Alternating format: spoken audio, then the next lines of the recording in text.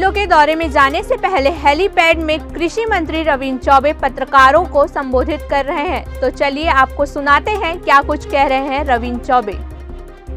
अब हमें ऐसा लगता है कि आदरणीय मुख्यमंत्री जी के प्रधानमंत्री जी से अनुरोध करने के बाद और केंद्रीय मंत्री माननीय पीयूष गोयल जी से लगातार चर्चा होने के बाद गतिरोध की स्थिति नहीं रहेगी।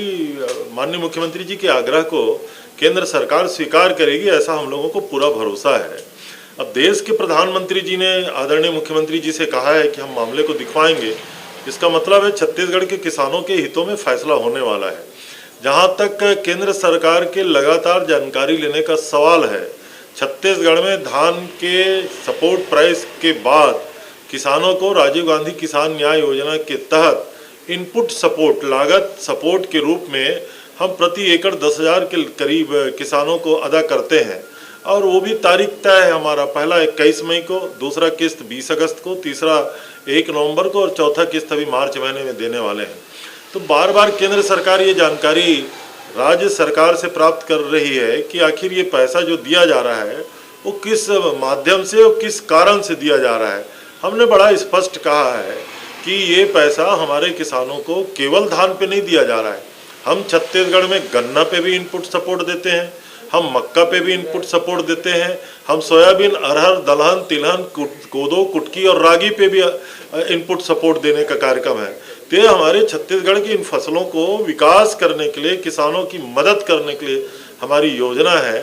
केंद्र सरकार शायद इसी में कंफ्यूज है कि आखिर ये योजना किसानों को केवल धान में अतिरिक्त राशि के रूप में दिया जा रहा है, जो सच्चाई नहीं है। अभी कल ही माननीय मुख्यमंत्री जी ने कहा कि फिर से माननीय पीयूष गोयल जी से, केंद्रीय मंत्री जी से चर्चा हुई। उन्होंने कहा है कि केंद्रीय टीम हो सकता है छत्तीसगढ़ आएगी या यहाँ की टीम को छत्तीसगढ़ से बुला करके इसमें विचार विमर्श करेंगे। लेकिन कुल मिला के कहने का आशा ये है कि इसमें जो गतिरोध बना हुआ है वो समाप्त हो जाएगा। ये क्या केंद्रीय टीम आएगी, इसको लेकर कोई बातचीत? देखिए, छत्तीसगढ़ में धान खरीदी बेहद सफलतापूर्वक संचालित किया जा रहा है।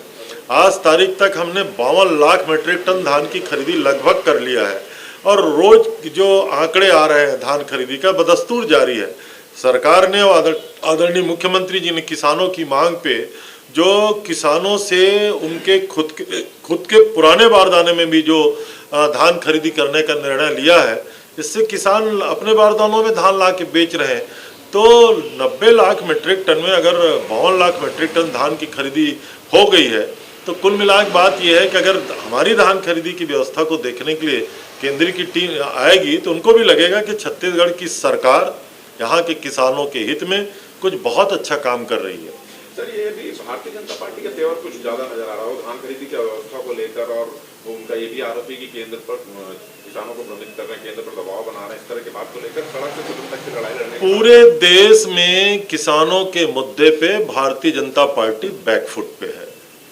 तीनों कृषि कानून लगभग भारतीय जनता पार्टी को घेर चुकी है।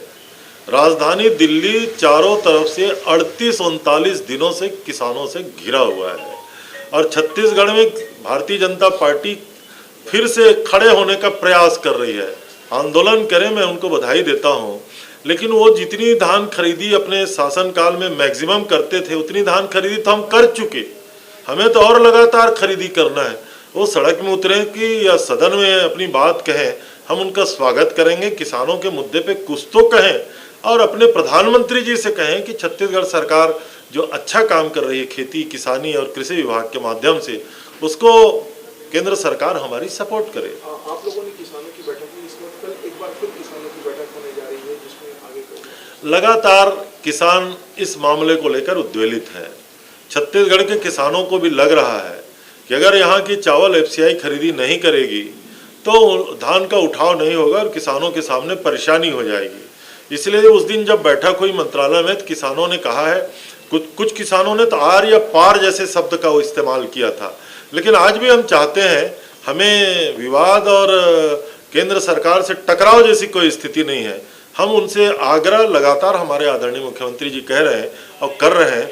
हम उम्मीद करना है, हमें सबको उम्मीद करना चाहिए कि केंद्र सरकार भी छत्तीसगढ़ के किसानों को उनका हक देने के लिए तैयार हो जाएगी। आज जिलों का दौरा शुरू कर रहे हैं, सीएम साहब भी जा रहे हैं, आप भी जा रहे हैं, 3 दिन रायगढ़ में रहेंगे, किस तरह का दौरा होगा, कहाँ जाएंगे? माननीय मुख्यमंत्री जी ने निर्णय लिए हैं कि प्रत्येक जिले में रात्रि विश्राम करेंगे, कार्यकर्ताओं से भेंट करेंगे, अपनी योजनाएं और जो हम लोगों ने घोषणा पत्र का क्रियान्वयन किया है उसकी लगातार समीक्षा और मॉनिटरिंग करेंगे, अधिकारियों से चर्चा करेंगे और हर जगह जो धान खरीदी केंद्र है और गौठान है, जो हमारी आजीविका मिशन का सबसे बड़ा एक कार्य क्षेत्र बना हुआ है, उसका निरीक्षण करेंगे।